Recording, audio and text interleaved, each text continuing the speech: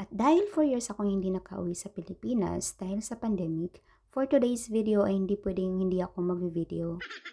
Pag-isipan ko kasi na isurpresa ko ang aking pamilya at syempre ang aking anak. Tapusin mo ang video na to dahil surpresa ay nasa dulo. Sa totoo lang, habang pinapak ko ang aking mga gamit, sobrang kinakabahan ako dahil hindi ko alam kung ano yung magiging reaksyon nila. Sa mga hindi pa po nakakaalam, ako po ay isang OFW. Dahil sa kahirapan, 10 months old pala yung anak ko nung nakikipagsapalaran ako sa ibang bansa. At ngayon, napakaswerte ko sa bago kong amo. Dahil kahit hindi ko pa natapos yung kontrata, ay pinapabakasyon nila ako. Shout out sa mga amo kong mababait. Salamat po. At dahil matagal daw akong hindi nakauwi sa Pilipinas, tinagalan din ng amo ko yung paghatid sa akin. Alam mo yung kahit hindi ako naihi, pero pabalik-balik ako sa toilet para lang ako'y mapansin. Alas 10 lang naman yung flight ko at alas 7 na niya ako hinatid. At nang dumating ako sa airport, nagmamadali akong kinilo ang aking mga bagay. At laking gulat ko na sumobra pala. Dali-dali kong kinuna ng konti at nilagay sa personal backpack ko. At pagkatapos, pumila na rin ako sa check-in area. Sobrang kinakabahan ako dahil late na nga akong dumating, marami pa rin nakapila. After nakapag-check-in ay napag-isipan kong kumain na muna. At pagkatapos, pumila na rin ako sa departure area at pumunta sa gate number kung saan kami mag-o-onboard. Sa awa ng Diyos, hindi naman ako naiwan ng eroplano at naniniwala ako sa kasabihan na Iwan na ako ng lahat. Huwag lang ng eroplano. at dahil Pinoy tayo, video muna bago kain.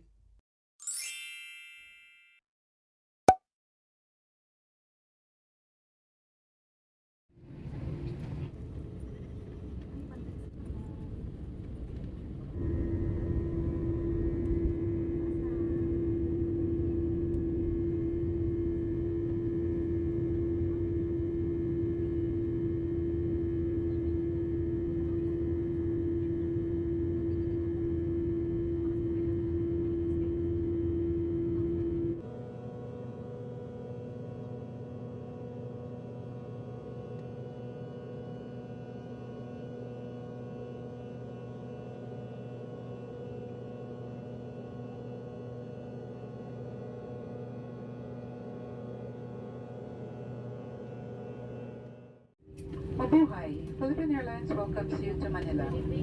The time is 33 minutes past the hour of 12 midnight and the date today is July 13, 2023.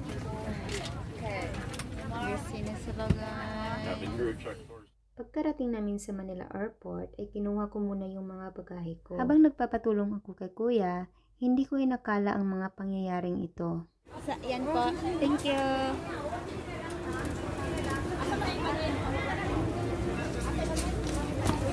Ay, lalala. Oh no! At dahil connecting flight ako patungong Davao, ay kailangan ko munang i-transfer yung mga bagahe ko. Pagkatapos, lumabas ako para sumakay ng bus patungo sa ibang terminal. Siya nga pala ang partner ng ate ko. Nagpapalitan lang naman kami ng regalo kahit hindi pa Pasko.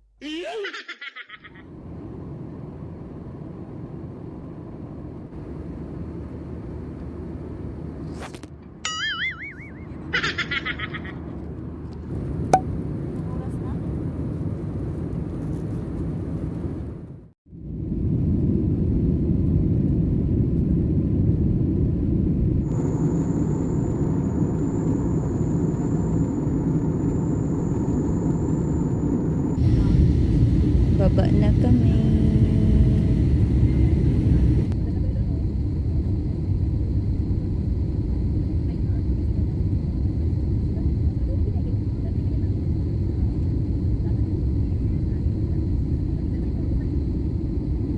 Mabuhay Philippine Airlines welcomes you to Davao. The time is 37 minutes past the hour 5 in the afternoon. Please Morning remain po, seated with your seatbelt fastened until the aircraft comes to complete stop and the fasten seatbelt signs are switched off.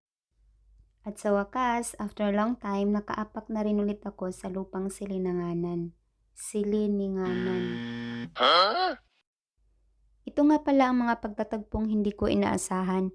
Naa-amaze lang naman ako sa katangkaran nila.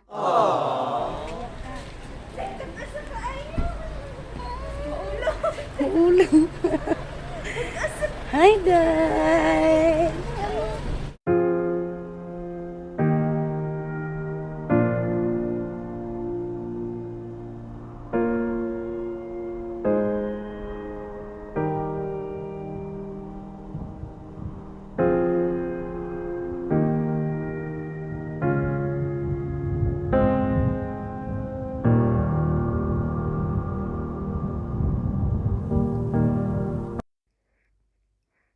Sa mga oras na yan, one step closer na kami sa gagawin naming sorpresa.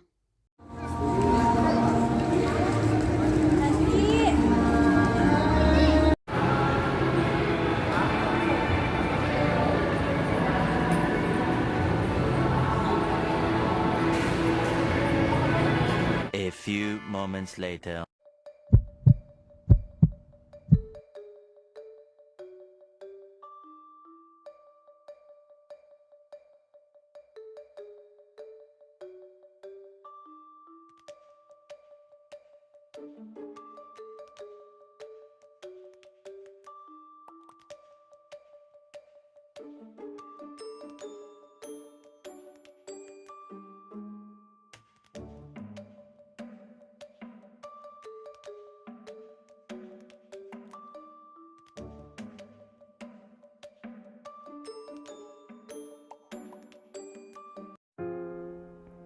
Sa kabila ng ating mga sakripisyo, ay unti-unting nawawala ang loob ng mahal natin sa buhay.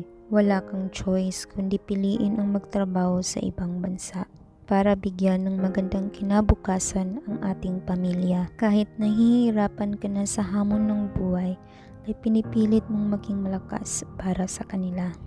At ang masaklap, mas pinili mong mag-alaga ng ibang pamilya kaysa sarili mong pamilya. Kaya, payo ko sa mga OFW na katulad ko, darating ang panahon na maiintindihan nila kung bakit tayo lumayo. Laban lang, ang importante wala kang naaapakan na tao